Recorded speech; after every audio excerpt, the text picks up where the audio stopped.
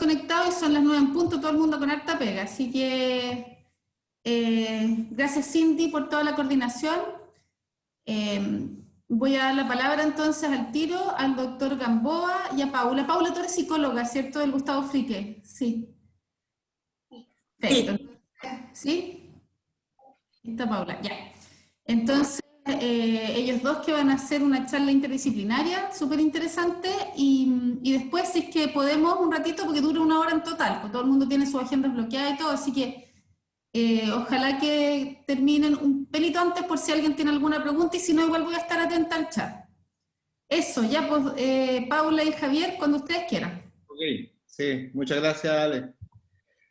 Estoy con posibilidad de compartir ya, ¿cierto? Sí. Dale nomás, todo tuyo. Ya.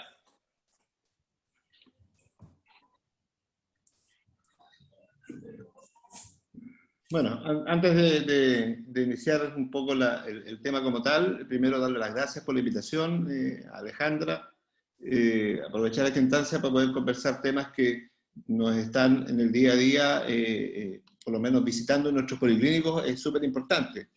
Esta presentación, y me voy a atribuir la posibilidad de hacer un poco de introductorio, tiene dos partes. Una parte donde vamos a revisar algo que yo creo que ya todos han dado más de una vuelta. Probablemente tengan tanto y más información que yo en torno al tema, pero que me interesa que podamos hacer como una sistematización y formalización de los datos sobre la ley de beneficio para los enfermos terminales, de sus retiros de fondos provisionales. Agradezco inmediatamente a Alberto que me facilitó parte de esta información para poder presentarlo de la superintendencia. Y después vendría quizás una presentación que yo también estoy muy ávido de poder ver, que es de Paula Mena, psicóloga del Frique, que nos va a mostrar un poco gran parte de la expertise que ella desarrolla día a día en el peditraje psicológico y que nos va a hablar un poco de un tema difícil para los psicólogos, incluso mucho más que para nosotros los médicos, que es el de poder de repente hablar de idoneidad y de otras cosas en torno a la toma de decisiones de nuestros pacientes. Ya, les comento primero de nuestra presentación. Se ve, me imagino, bien porque yo la veo, así que con eso me basta.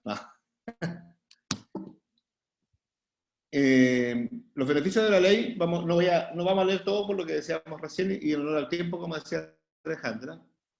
La ley en el fondo tiene ciertas estructuras tanto de los beneficiados, en los beneficios y en la forma en que se aplican. ¿Cierto? Lo de la ley del retiro se basa fundamentalmente en una pelea que se dio en torno a que los pacientes pudieran obtener y acceder a sus fondos previsionales en etapas de enfermedad avanzada, también llamado popularmente, ustedes saben, como siempre se dice, terminal, de manera que puedan utilizar esos fondos en su beneficio propio, tanto para quizás temas personales, para cerrar algunas cosas, para estudios incluso en algún minuto, y por qué no incluso también para algunas terapias.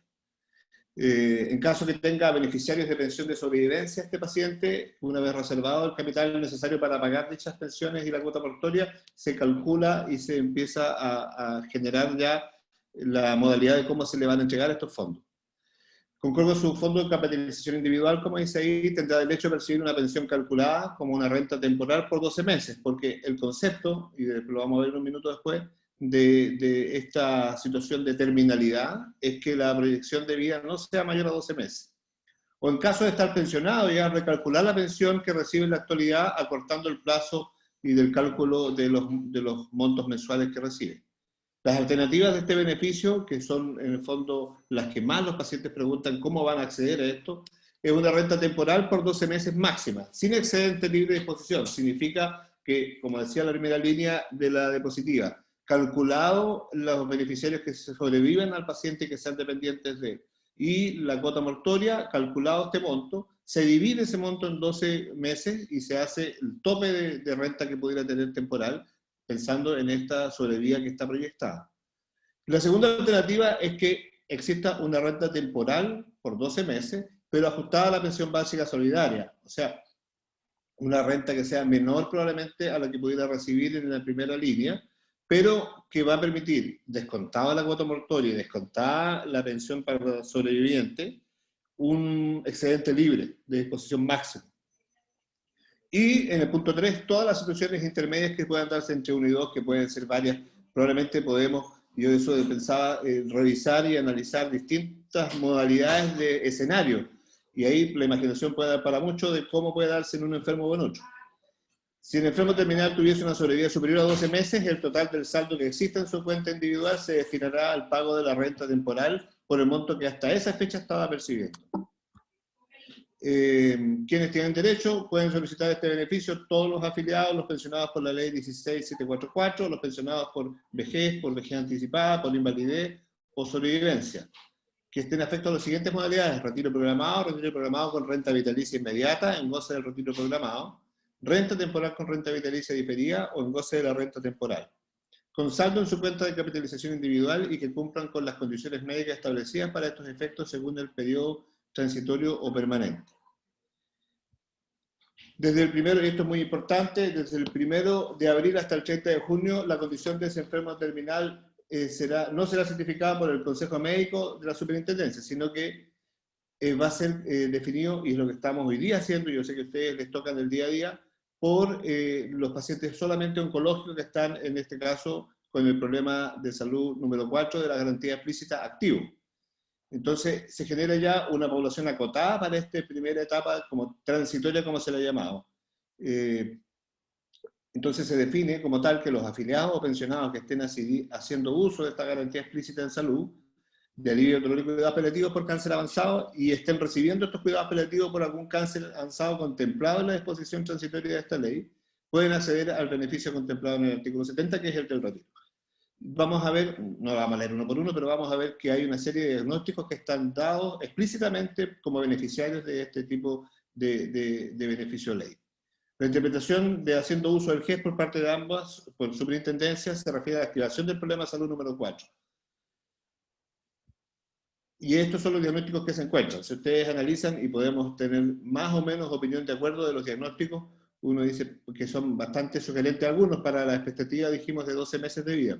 Glioblastoma cerebral en progresión con radioquimioterapia, por ahí podemos ver más abajo cáncer de esófago en progresión, cáncer gástrico con metástasis peritoneales o con metástasis hepáticas múltiples, cáncer de la hepatobiliar con metástasis peritoneales, con metástasis hepáticas múltiples también, cáncer de páncreas y vesícula biliar metastásico, el colorectal, el melanoma metastásico en progresión, cualquier cáncer, y estos son los 4 que yo creo que no debemos olvidarnos, son 4 puntos que son más bien transversales y un poco genéricos en torno al oncológico, porque eso los vamos a leer cada uno. Cualquier cáncer metastásico en ECOS 4 y sin posibilidad de tratamiento sistémico también es beneficiario.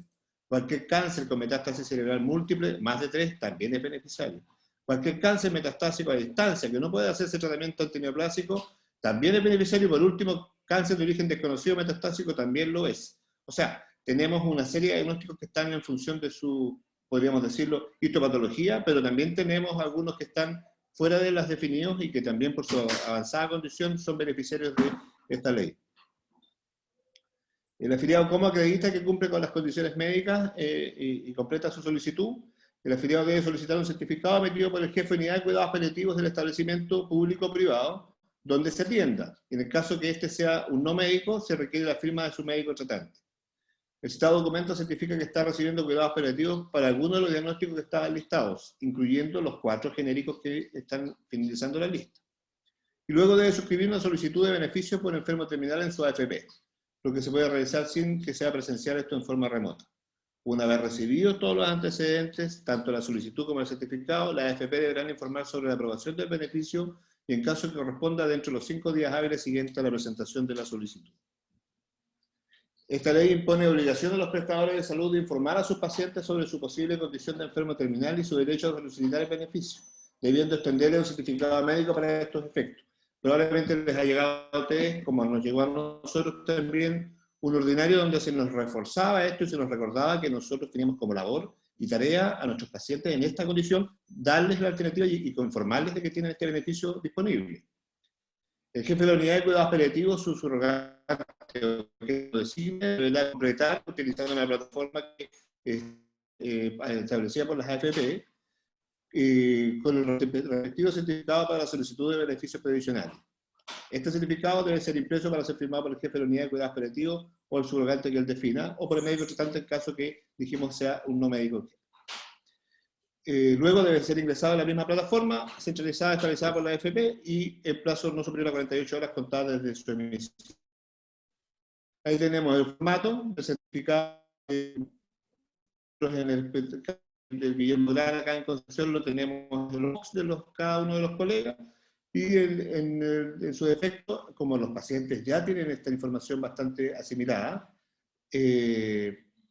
lo que están haciendo es que ellos mismos llegan preguntando directamente, o un familiar llega preguntando directamente por la posibilidad de este beneficio, y nuestro personal adjunta su tarjetón en la hoja, y con eso ya sabemos cuál es la iniciativa o la intención de ese control en ese caso. Estamos pasando, ya dijimos, un periodo transitorio, ¿cierto? Entonces, el rol de algunas de las comisiones médicas en este periodo transitorio, cuando la solicitud de certificación del enfermo terminal sea realizada por un afiliado no pensionado o pensionado por invalidez parcial o transitoria, cubierto por el sistema y no cubierto por el sistema con los siguientes requisitos: tener derecho a garantía estatal o tener derecho a bono de reconocimiento, o cumplir requisitos para acceder a la APS, la administradora debe generar la respectiva solicitud de calificación de invalidez igual, de la misma manera. Yo no sé si lo nombré y creo voy a retroceder un poquito porque a lo mejor hay un tema que es muy importante de plazos que no se los nombré. Y es que estamos en un periodo transitorio porque la ley como tal rige desde el 1 de julio.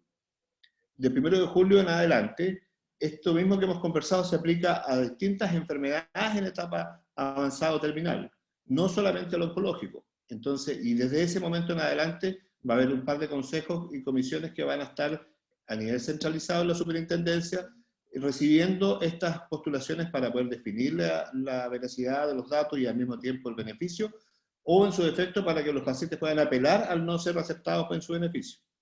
Antes de eso, somos nosotros, en este caso, las unidades de cuidados paliativos, especialmente centralizados en los jefes de unidad, quienes hacen este proceso de verificación y de ingresar los datos y elevar a la plataforma. Dicha solicitud de calificación de invalidez se ingresará en el marco del enfermo terminal, adjuntando los informes emitidos por la unidad de cuidados paliativos. Debe tramitarse como procedimiento prioritario porque obviamente están los plazos definidos y acotados, y porque además muchos de los pacientes proyectamos 12 meses, pero pueden ser 3, pueden ser 4, pueden ser 6, eso no lo podemos definir. Estos casos serán tramitados por los presidentes de cada uno de estos comités para llevar el control más estricto de su urgencia. Hay protocolos establecidos para disminuir las solicitudes de mayor antecedente que está en la unidad de cuidados paliativos para un problema de salud que no considera la recuperabilidad de la patología, y dicho certificado no es aportado por el solicitante. Una vez que el beneficio se ha conseguido, y aquí estamos en pasos que en el fondo van a ser dados por la AFP con sus afiliados, va a haber una acreditación de los beneficiarios, determinar de la cobertura, certificado del saldo, porque va a que ver exactamente cuánto es lo que tiene en ese caso, además tiene a lo mejor algunos otros ahorros produccionales voluntarios, etc. Ahí la AFP probablemente esta parte va a ser un poco de su manejo en interno para darle finalmente al enfermo una respuesta y una oferta de posibilidades concretas. Ahí en medio, como decíamos, están las alternativas, ahí tiene que haber información sobre las consecuencias tributarias de esto. Se genera un beneficio preliminar con toda la información disponible y los saldos disponibles a la fecha en que el beneficio debe pasar a pago, y después viene las modalidades del pago de este beneficio para los pacientes.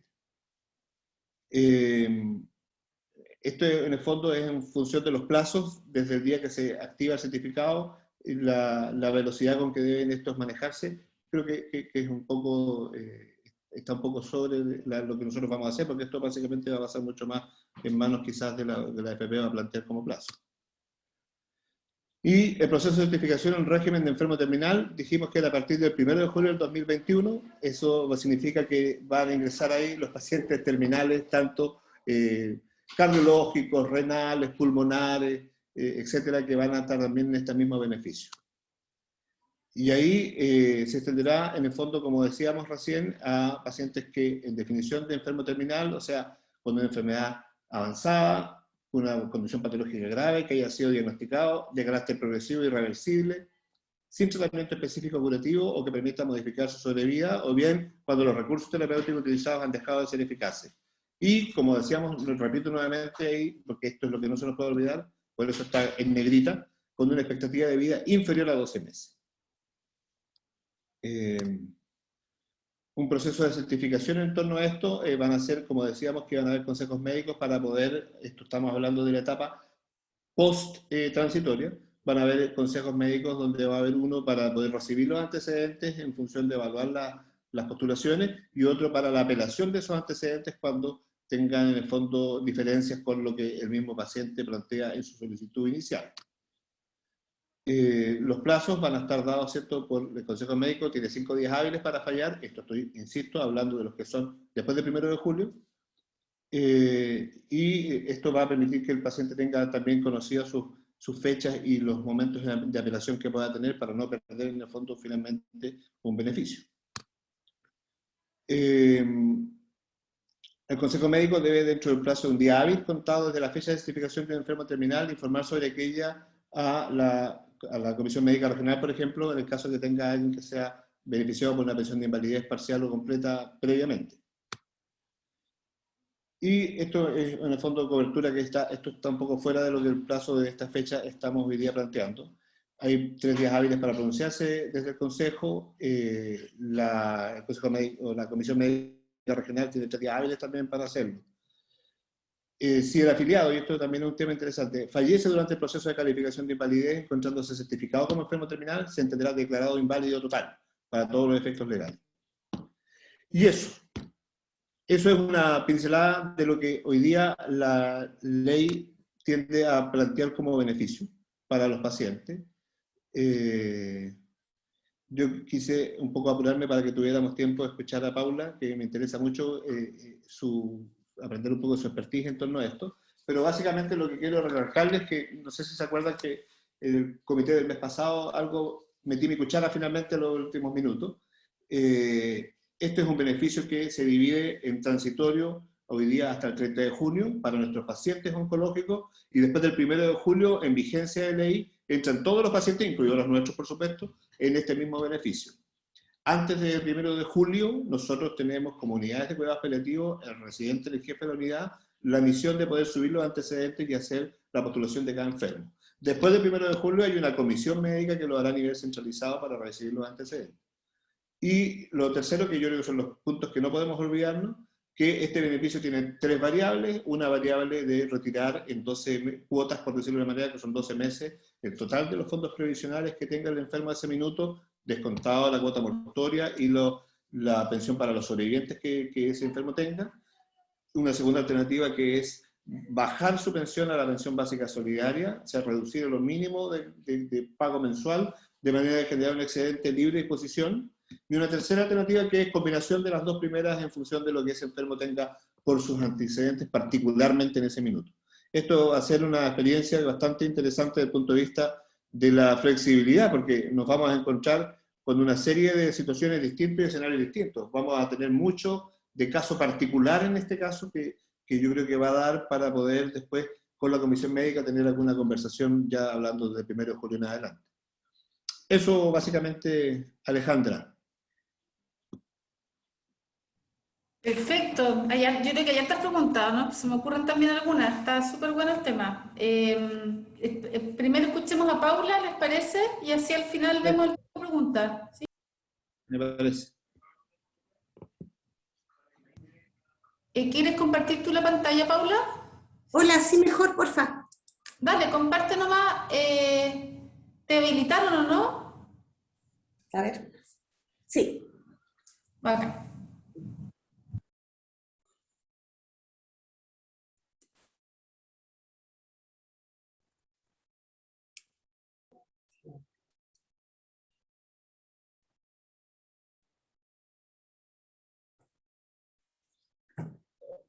Ya. Hola, buenos días. Yo soy Paula Mena, psicóloga de la Unidad de Cuidados Paliativos del FRIQUE. Y además he trabajado durante hartos años ya en lo que es la evaluación psicológica y evaluación neuropsicológica forense. Entonces de ahí un poquitito surge la posibilidad de hacer esta presentación, conjugando los aspectos de todas esas áreas.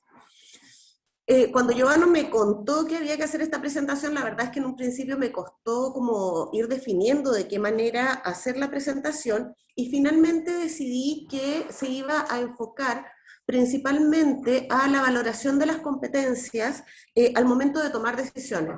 Una de las cosas que ha sucedido en estos últimos años es que se ha producido un cambio en la relación clínica con el paso de un sistema paternalista, de paternalismo médico respecto a las capacidades del paciente, a un proceso en el cual el respeto a la autonomía del paciente para tomar decisiones es un acto fundamental en el trabajo con los usuarios.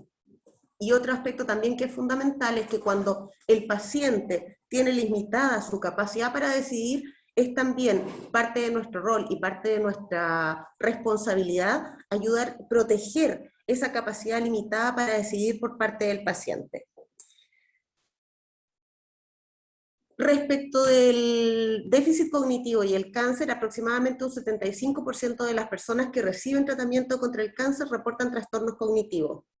Hay algo que se conoce como chemobrain, que muchos de ustedes lo tienen que conocer, y es que el tratamiento con quimioterapia afecta y contribuye a la aparición de síntomas cognitivos reportados por muchos de los pacientes que tienen algún tipo de tratamiento con quimioterapia. Sin embargo, hay otros factores también que hoy día se conocen que afectan el desempeño cognitivo, alteran las funciones cognitivas. Si bien hay un alto número de pacientes que reciben tratamiento y que se quejan de déficit cognitivo, los estudios en este ámbito han establecido que no son solamente los tratamientos los que pueden afectar las funciones cognitivas de nuestros usuarios o pacientes, sino que también otros factores como procesos inflamatorios, debilidad o fragilidad de los mismos pacientes, otros tipos de tratamientos farmacológicos, además de la quimio y la radioterapia, como son, por ejemplo, los opioides, las benzodiazepinas, síntomas físicos como el dolor, la fatiga, los trastornos del sueño, la misma enfermedad, el mismo cáncer, síndromes paraneoplásicos y también impacto de los procedimientos quirúrgicos. Hay además que considerar que hay ciertos factores que son de riesgo para el desarrollo de déficits cognitivos y que son condiciones que van a afectar a nuestros pacientes que de no estar presentes disminuyen la posibilidad de la presencia de déficit cognitivo o eventualmente el desarrollo de cuadros degenerativos o demenciantes. Entre estos factores de riesgo está la edad. A mayor edad de nuestros pacientes, mayor probabilidad de aparición de déficits cognitivos. Hay que recordar que a partir de los 25 años, en todas las personas se empieza a producir un declive cognitivo que es propio de la edad. Y en la medida en que vamos avanzando en edad, este declive cognitivo se va haciendo más significativo. Entonces, alcanzamos nuestro mayor rendimiento cognitivo a los 25 años y de ahí comienza el declive. ¿Qué es lo que sucede? Que en la medida en que nosotros vamos desarrollándonos y vamos creciendo en edad, vamos supliendo el declive cognitivo en base al desarrollo de habilidades o funciones que nos van permitiendo funcionar en forma más o menos activa. Y hay ciertas condiciones que son, por ejemplo, el acceso a la escolaría, el acceso, por ejemplo, a estudio, a seguir estudiando, en la medida en que vamos creciendo, en que vamos aumentando en edad, que van protegiéndonos y van generando como ciertos recursos que nos sirven para ir disminuyendo el declive cognitivo que es propio de todas las personas en la medida en que vamos avanzando en edad. ¿Qué otros factores de riesgo para el desarrollo de déficit cognitivo pueden tener nuestros pacientes?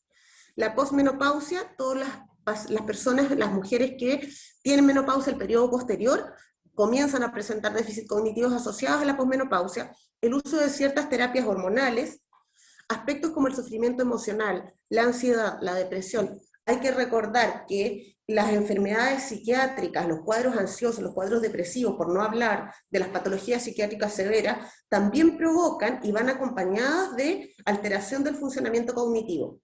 El distrés, la fatiga crónica, comorbilidad, hipertensión, diabetes, enfermedades metabólicas, todos esos factores también pueden implicar la aparición de alteraciones cognitivas en nuestros pacientes. Consumo de alcohol y otras sustancias y predisposición genética. Cuando tenemos, por ejemplo, pacientes que tienen en sus antecedentes familiares con enfermedades neurodegenerativas, con cuadro de deterioro cognitivo, la predisposición y el factor de riesgo aumenta. Hay que pensar también que pacientes, por ejemplo, que tienen cuadros psiquiátricos como trastornos ansiosos o que tienen consumo de sustancias, van a presentar déficit cognitivo asociado a esos cuadros clínicos y que en el caso de manejarse estos déficits cognitivos podrían remitir. ¿Qué es lo que más reportan nuestros pacientes? En general son déficits cognitivos de carácter leve, que repercuten tanto en el ajuste psicológico y social de ellos mismos, y que es relevante reconocerlos porque van a mejorar la calidad de vida de los pacientes en todas sus dimensiones. Los dominios comprometidos por el déficit cognitivo son amplios y variados. Se afecta la memoria, se afecta el aprendizaje, se afecta la concentración, se afecta la capacidad de razonamiento, la función ejecutiva, la atención y la función visoespacial. Esto es relevante, especialmente lo que tiene que ver con la capacidad de razonamiento y con la capacidad de la función ejecutiva, precisamente por lo que viene después en la discusión, que es la capacidad de la toma de decisiones. ¿Cómo se manifiesta? ¿Cómo lo van a verbalizar nuestros pacientes? En general se empiezan a olvidar de cosas que normalmente recordarían, van a tener dificultad para pensar en una palabra correcta, por ejemplo, cuando tienen que nombrar un objeto en particular, van a presentar dificultad para seguir el flujo de conversaciones, van a también manifestar problemas de concentración, van a tener dificultad con lo que es la multitarea, es decir, hacer más de una cosa a la vez, y van a tener mayor dificultad también para hacer cosas que antes solían hacer mucho más fácilmente. Otra forma en que se manifiesta también es en forma de confusión, que es una confusión distinta a la que se puede apreciar en pacientes con delirium, ¿ya? Ellos como que se suelen confundir en situaciones que antes eran mucho más sencillas para ellos.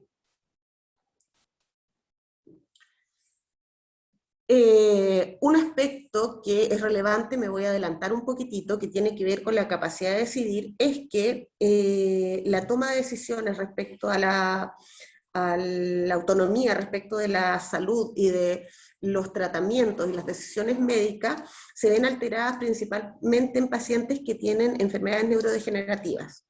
En el caso de la demencia y el cáncer, hay que tener en cuenta que personas de mayor a 65 años que han superado un cáncer, es decir, que llevan más de 5 años sin enfermedad, presentan un mayor riesgo de sufrir delirium, deterioro cognitivo y demencia. Y en cuanto a la demencia y el cáncer suele generar demencia cuando hay un tumor cerebral que es primario y también cuando hay metástasis cerebrales secundarias a tumores en otras localizaciones. En el caso del tumor primario también hay otros factores que deben tenerse en cuenta que tienen que ver con que la afectación de la cognición es mucho más severa que en el resto de los pacientes con otro tipo de cáncer, ¿ya? Y en el caso de las metástasis cerebrales, la sintomatología inicial dependerá esencialmente de su localización.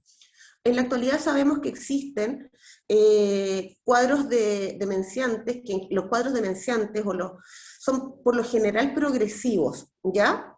Existen algunos que son un poquitito más rápidos, como por ejemplo las demencias de origen vascular, ¿ya? Pero en general los cuadros demenciantes suelen ser progresivos. ¿Por qué es relevante eso? Porque en la medida en que tenemos claro que los procesos de la capacidad de toma de decisiones se van a ir afectando cada vez más, es importante considerar que en un principio los pacientes van a estar, aunque tengan eventualmente cuadros demenciantes, en un comienzo van a poder ser capaces de tomar decisiones respecto de su salud, respecto de sus bienes, etc.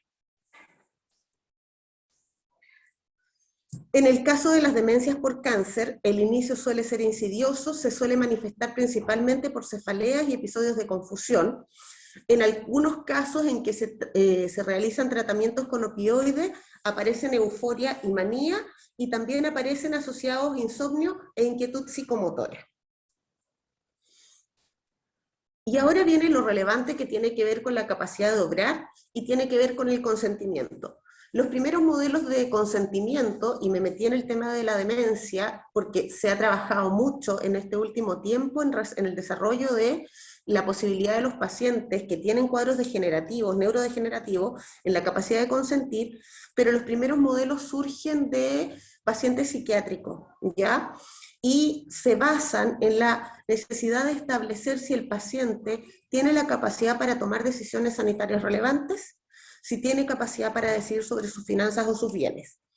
Y me voy a saltar el tercer punto que aparece acá, que estos dos aspectos mencionados antes tienen que ver con la integración de información cognitiva, emocional y motivacional.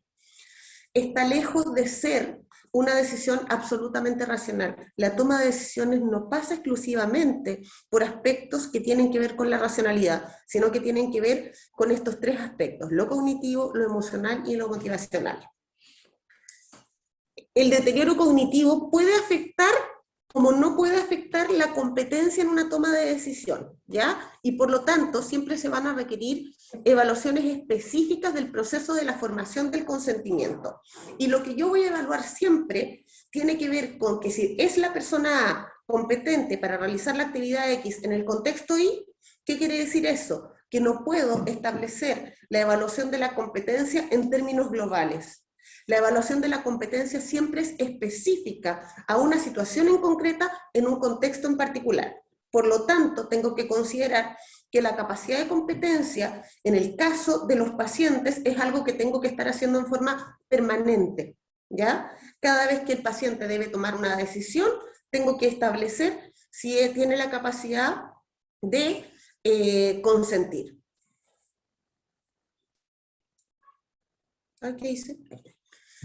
Por lo tanto, nosotros tenemos que considerar que hay un transcurso entre lo cognitivo y lo adaptativo, y tiene que haber un funcionamiento integrado del paciente para que sea capaz de establecer un consentimiento de la capacidad de orientación, la atención, la percepción, la memoria, la capacidad de juicio, el razonamiento y las funciones ejecutivas o las funciones psicológicas superiores, que tienen que ver con la capacidad de planificar, tienen que ver con la capacidad de establecer objetivos en relación a una meta, etc.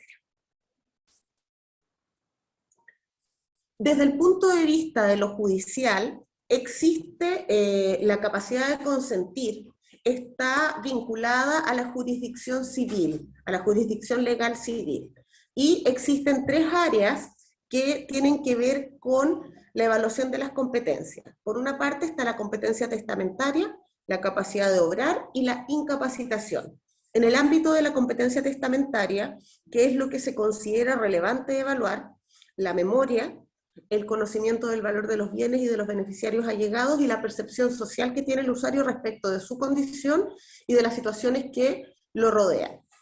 En cuanto a la capacidad de obrar, que tiene que ver con la capacidad de consentir, por ejemplo, aspectos como decisiones en el ámbito de la salud, se tiene que considerar la evaluación del rendimiento intelectual, la percepción, la memoria, la capacidad de comprensión, la capacidad de expresión y razonamiento y la sugestionabilidad.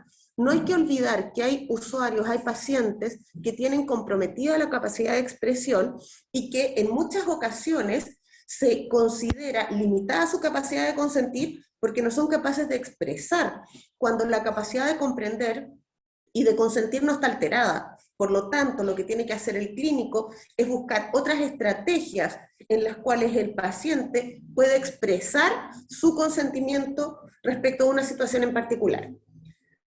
Otro aspecto que es importante en este ámbito es la sugestionabilidad, ¿ya? Y que también debe ser considerado al momento de realizar estas evaluaciones.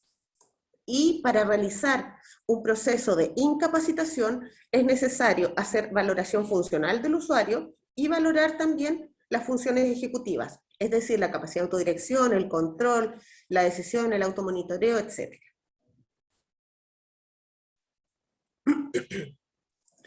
Como les explicaba hace un ratito, la competencia para el consentimiento de tratamiento se empezó a estudiar en relación a pacientes psiquiátricos. Griso, el año 95, desarrolla este modelo que considera que la competencia en la toma de decisiones comprende habilidades en 4 ámbitos. Por una parte, su habilidad para comunicar una decisión sobre un tratamiento sanitario, su habilidad para comprender la información relevante disponible, la habilidad para manejar la información razonablemente y la habilidad para apreciar la situación y sus consecuencias probables. En la medida en que están estos 4 ámbitos presentes, el paciente debiera estar en condición de consentir, por ejemplo, algún tipo de tratamiento.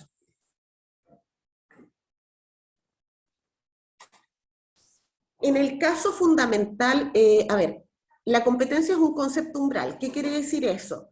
Que el umbral que se establece para la competencia o la incompetencia para decidir está determinado por las capacidades que permiten obtener un consentimiento informado.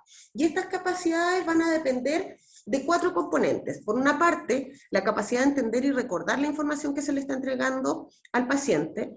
En segundo lugar, de la capacidad de manipular la información de una manera crítica. Y en tercer lugar, la libertad de elegir. Y en cuarto lugar, la capacidad de expresarse.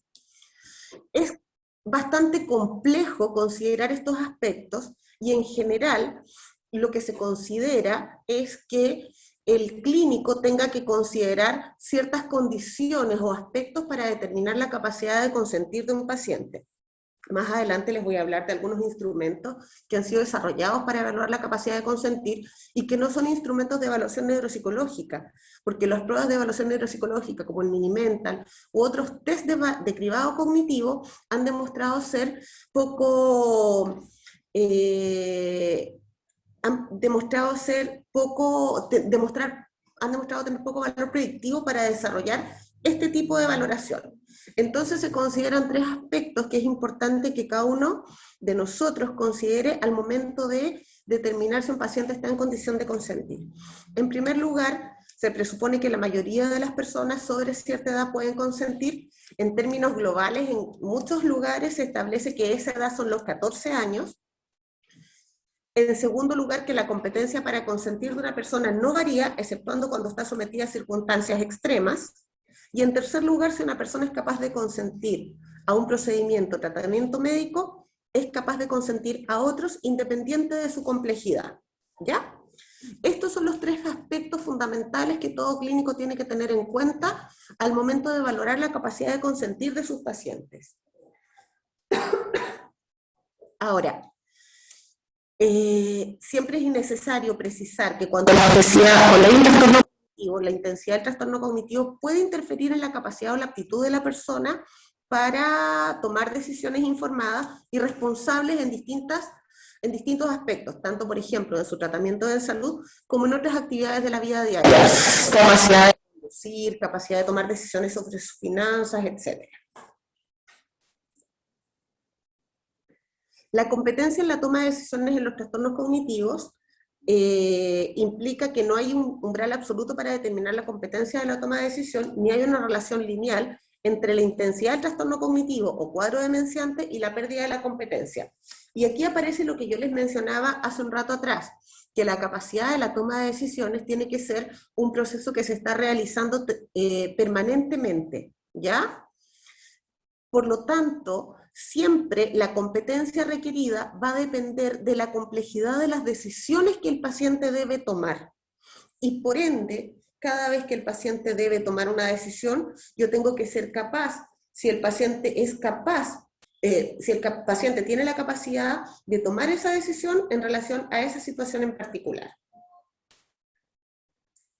En el caso de las demencias en concreto no causan una pérdida total de las capacidades cognitivas ni la capacidad de toma de decisiones. Hay que considerar que en los cuadros demenciantes se afectan primero las decisiones de mayor complejidad. Una de las gracias es que como los síndromes demenciantes son de carácter progresivo, en las primeras etapas de la enfermedad, el paciente, se tiene que trabajar con el paciente la capacidad de establecer voluntarias anticipadas y la toma de decisiones en forma anticipada. Entonces la gracia de poder desarrollar esta valoración tiene que ver con que yo, en forma previa a que haya un mayor compromiso de su funcionamiento cognitivo, tengo que ser capaz de trabajar con el paciente el tema de la voluntad anticipada y la toma de decisiones también en forma anticipada.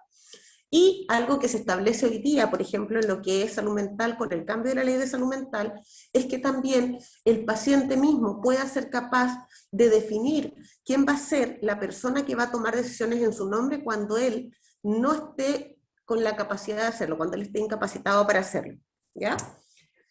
Un segundo aspecto que es relevante, o tercer aspecto que es relevante, es que en materias de salud, el grado requerido de capacidad es directamente proporcional al nivel de riesgo asociado a una decisión. Por lo tanto, las personas tienen que tener las capacidades suficientes para consentir en relación al riesgo asociado a ciertas decisiones. Y cuando no tienen esa capacidad, es necesario trabajar con aquella persona que asume la capacidad de decidir en nombre del paciente.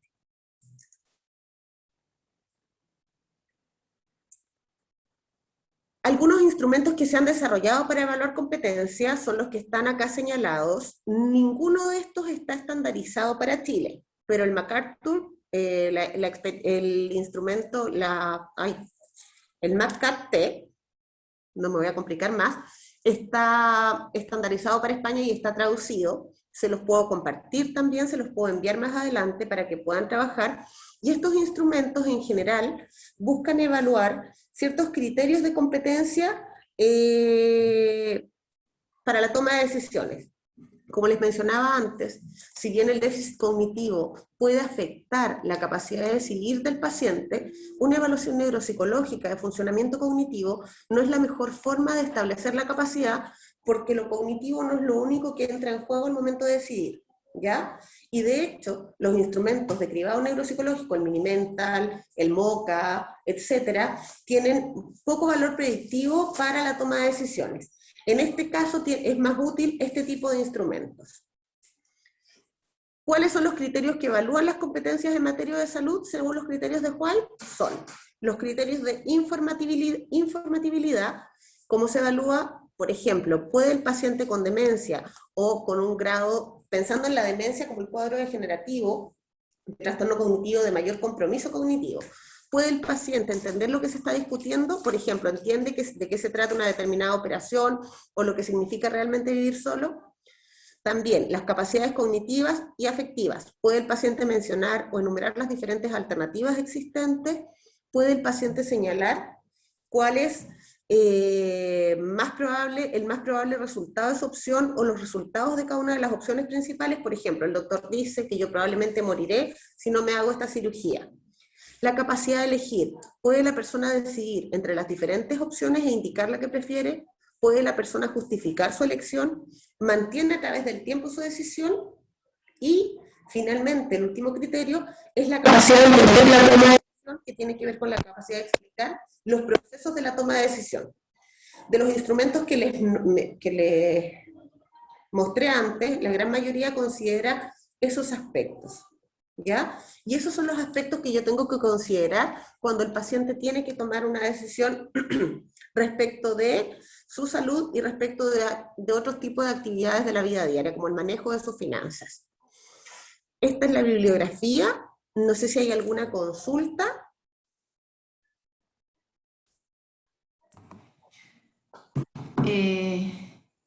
Gracias, Paula. No, súper interesante la charla. Muchas gracias. Yo creo que van a haber hartas consultas de las dos charlas. Eso, pero si quieren le damos la palabra un poco al auditorio, ¿te parece? Sí, había sacado ahí para no poner muy pesado, que había un problema con el audio. Eso. No sé si alguien quiere tomar la palabra de los asistentes. En relación a cualquiera de las dos charlas, no veo manos levantadas, así que... Yo mismo... ya, Javier primero y después el doctor Hernández de Puerto Montt. Dale, Javier.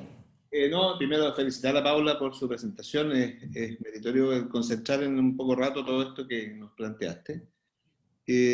Tú hablabas de que habían instrumentos que no estaban validados en nuestro país todavía, que son más bien para literatura, no sé si son literatura norteamericana o casuística europea. Y en Chile tenemos datos sistematizados en torno a eso. ¿No hay alguna experiencia que podamos nosotros recurrir para poder utilizar? Eso. Ahora sí. A ver, efectivamente los instrumentos no están estandarizados para Chile. En el ámbito de lo jurídico, que lo voy a considerar desde ahí, cuando uno tiene que hacer uso de instrumentos en general, como se tienen que tomar decisiones respecto de la capacidad de la persona en relación a ciertas condiciones básicas, por ejemplo, en el caso del ámbito de lo penal se tiene que determinar si una persona tiene la capacidad de responder por la comisión de un delito, o en el caso de lo civil si tiene la capacidad de tomar una decisión respecto al uso de sus bienes. Se utilizan, si bien hay instrumentos que están estandarizados para Chile, se utilizan también instrumentos que no están estandarizados para nuestro país, pero que tienen un amplio uso en el ámbito clínico, y ese amplio uso en el ámbito clínico permite validar su utilización para la situación puntual en la que se está utilizando. Entonces, en este sentido, los instrumentos que yo les mencioné, si bien no están estandarizados, pueden ser utilizados considerando que no se podrían los resultados extrapolar en términos globales a la población chilena, sino que habría que considerar su uso en lo cotidiano. Y sí hay una adaptación de los criterios de White para evaluar competencias en salud, que fue adaptado por la doctora Slachewski el año 2007, y hay un instrumento en la bibliografía que les puse al final. Hay un libro que ellos hicieron en el cual está esta adaptación de los criterios de White, que es la enfermedad de Alzheimer y otras demencias, la guía para familiares y cuidadores. Y ahí hay un instrumento que está adaptado un poco para Chile, pero desconozco su utilización en otros ámbitos que no sea pacientes con demencia. Y está el MACT, que está adaptado, traducido al español y que también puede ser utilizado. Y que la verdad es que es bastante sencillo su uso porque está dividido en etapas. Entonces, por ejemplo, la primera etapa, y están todas las puntuaciones como muy bien establecidas. Entonces te va diciendo, por ejemplo, ya, la explicación del diagnóstico, se explica el diagnóstico, el paciente entendió, si no entendió o es ambivalente, entendió alguna parte, no entendió. Se sondea, te va diciendo cuándo sondear, cuándo preguntar, cuándo profundizar alguna temática en particular.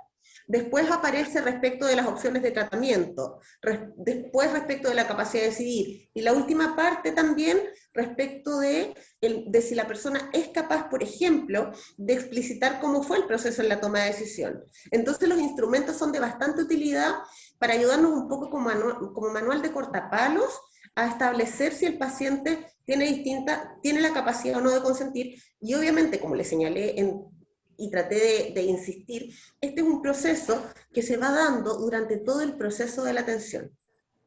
Es un proceso permanente, permanentemente tenemos que estar evaluando esta capacidad y podemos utilizar estos instrumentos. Gracias, Paula. Ahí complementando, Javier, para la ley de retiro no se exige que la persona que pide el retiro haya sido evaluada por alguien de salud mental o algo así. Por eso mismo le hice la pregunta a Paula, porque claro, como bien dice Alejandra, no está explícito en ninguna parte del proceso de la ley que se le aplique algún instrumento como los que tú mencionas a los pacientes. Incluso en aquellos en el cual se motiva a un tercero a venir en función de no poder presentarse el enfermo, en el fondo, en el policlínico o donde corresponda, solamente basta con o sea, no solamente, igual es un proceso que corresponde hacer, pero que es el poder simple. De hecho, en la misma página web de la AFP hay un link donde aparece un formulario a descargar para poder, a través de ese formulario, presentarse acá después de un tercero.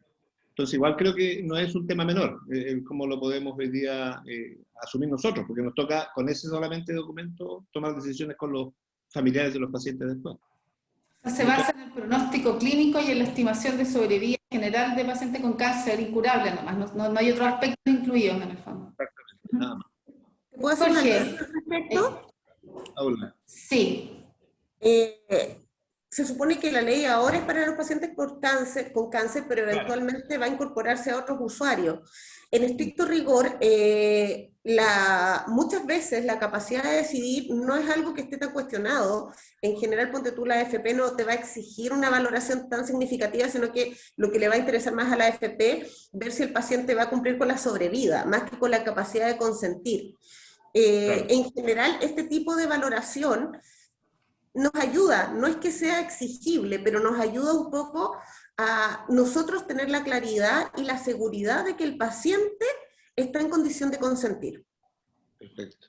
Perfecto. Claro. Ahora sí, doctor Hernández.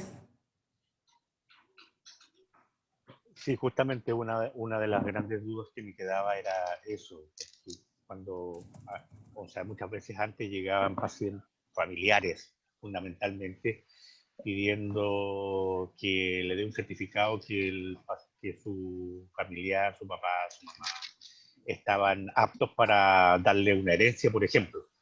Y en este caso igual me estaba la duda de que si de repente llega un tercero pidiendo pidiendo que el caballero o la señora quiera retirar sus fondos. No se escucha Doctor y... Gamboa, Ahí sí. a ver, me da la impresión de que no es solamente que el paciente esté en cuidados paliativos oncológicos el que pueda retirar los fondos, sino que tiene que estar dentro de los diagnósticos que mostró, o sea, los diagnósticos que se abren cuando uno, digamos, va a ser el certificado. Claro, ahí en eso, doctor, nuevamente yo hago hincapié en eso para que no se nos pierdan los plazos. Hasta el 30 de junio, que es este periodo transitorio de la ley, la condición única de ingreso es que tenga la garantía cuarta activa. O sea, tiene que estar en cuidados paliativos y por eso se centraliza la unidad de cuidados paliativos. Después del 1 de julio, los pacientes que también nuestros, como los pacientes que tienen enfermedades como insuficiencia cardíaca avanzada, como enfermedad renal crónica terminal, como no sé, pues, fibrosis pulmonar o como enfermedades que son realmente invalidantes y progresivas en el tiempo y en algún estadio de la enfermedad se puede llegar también a una expectativa de 12 meses de vida, también esa persona podría recibir el beneficio sin duda. Pero hasta el 30 de junio la garantía explícita en salud es requisito para poder acceder. Nuestros pacientes, por ejemplo, porque podemos encontrarnos que hay pacientes que están en el diagnóstico, perdón, y que no tienen todavía activa la garantía GES con nosotros. Ese paciente, obviamente la indicación sería que la activara, pero también podría después del 1 de julio acceder sin necesidad de activarla incluso. Ojo con eso ahí. Y su tratante sería quien sería el que validaría esto y el consejo después posterior que esté en la superintendencia. Pero mi pregunta era la siguiente. O sea, ¿basta con que esté en cuidados paliativos por cáncer avanzado? Perdón. Sí, yo lo que les decía en la presentación... ¿Diagnóstico? No, hay unos diagnósticos que están tipificados, ¿cierto? Que los leímos algunos, no todos, pero que son en el fondo los que están en la ley explícitamente descritos.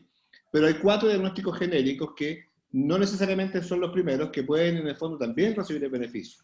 Uno de los temas fundamentales de discusión y que yo creo que les va a tocar y aquí nos ha tocado, son los pacientes que son portadores de mieloma, o los pacientes que tienen cáncer renal, o el cáncer de próstata, que tiene una sobrevida bastante más larga que los otros cánceres, y que en general acceden y consultan por este beneficio, y que muchas veces uno al evaluarlos se da cuenta que no cumplen con el requisito básico, que es expectativa de vida, como decía bien Paula, de 12 meses.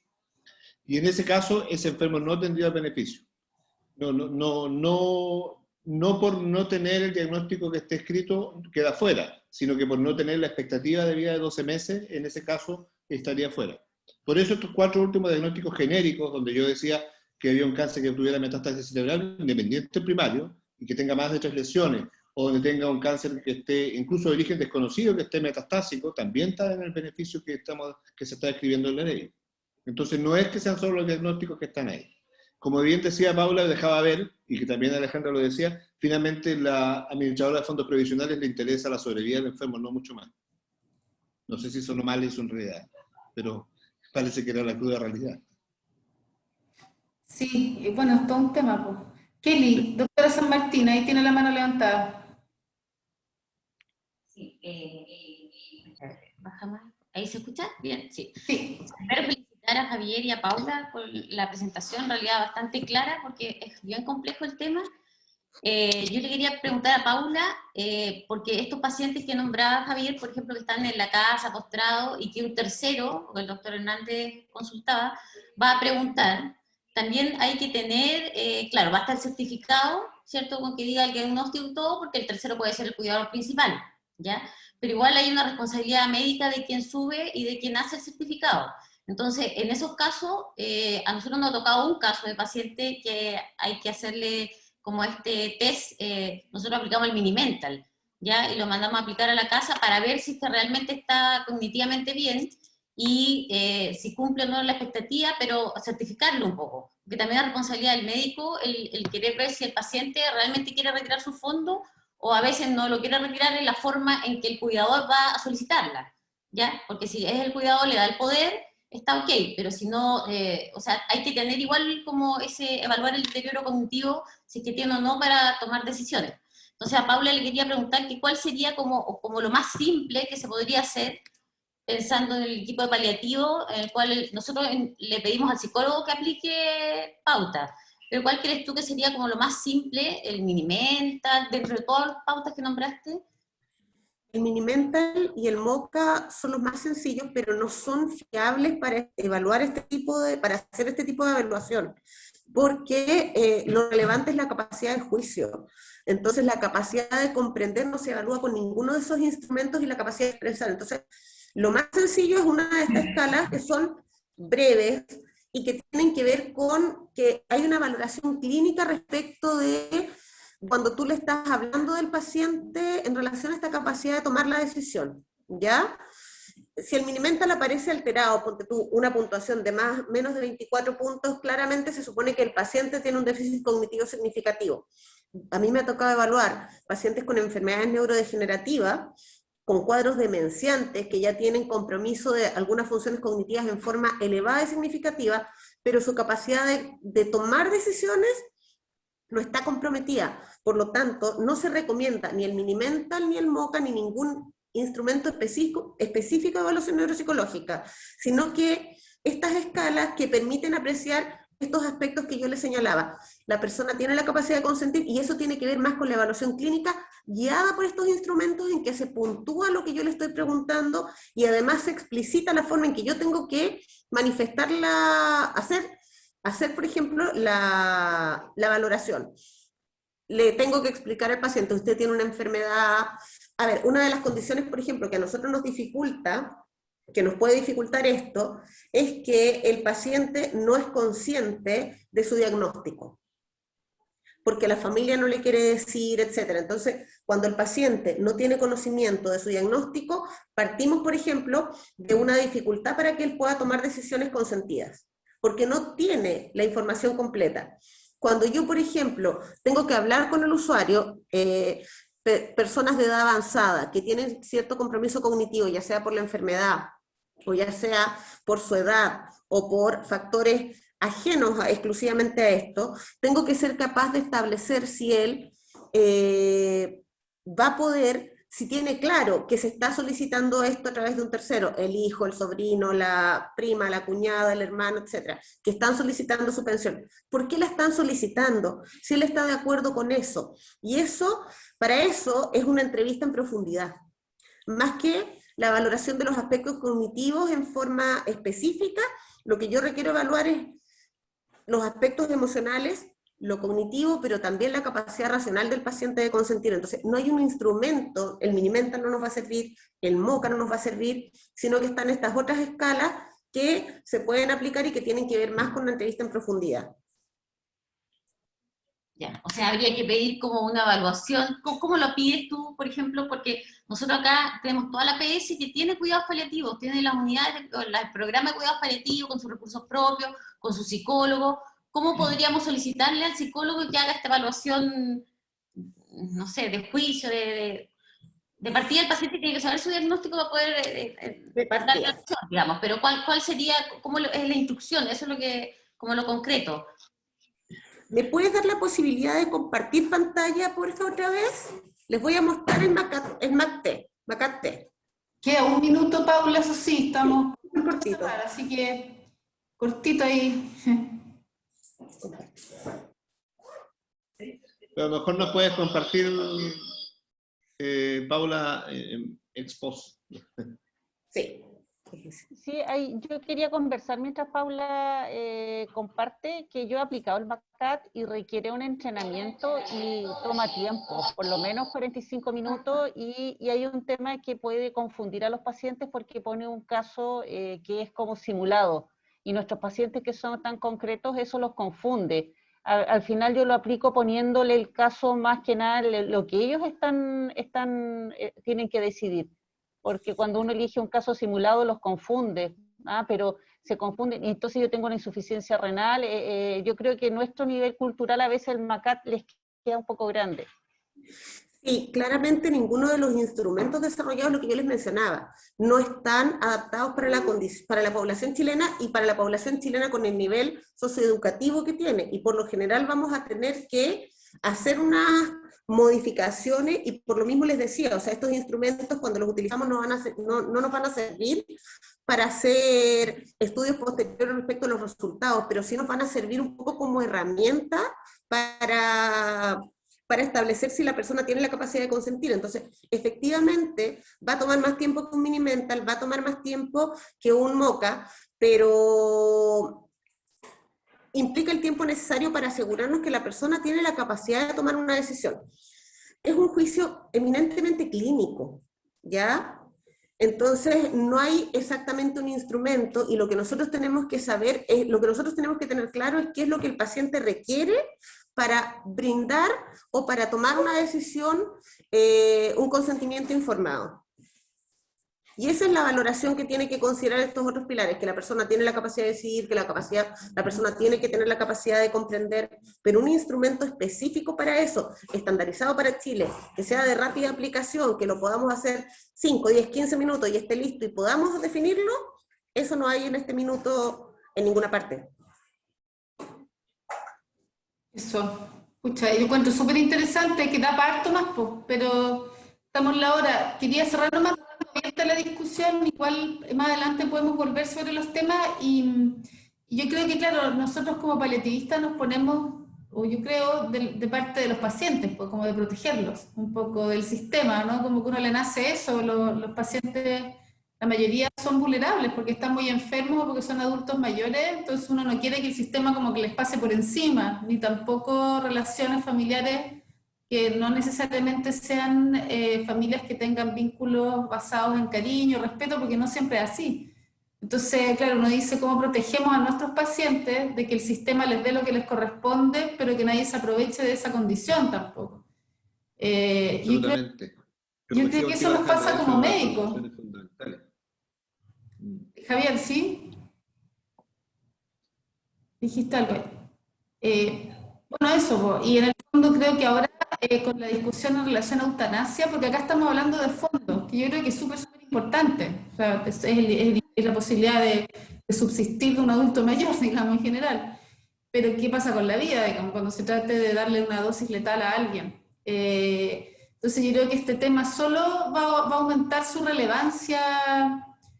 Así que bueno que estamos empezando a tratarlo, y tenemos que seguir adelante, pues, porque además los estudios y los test validados por colegas anglosajones no necesariamente son aplicables a nuestro contexto cultural.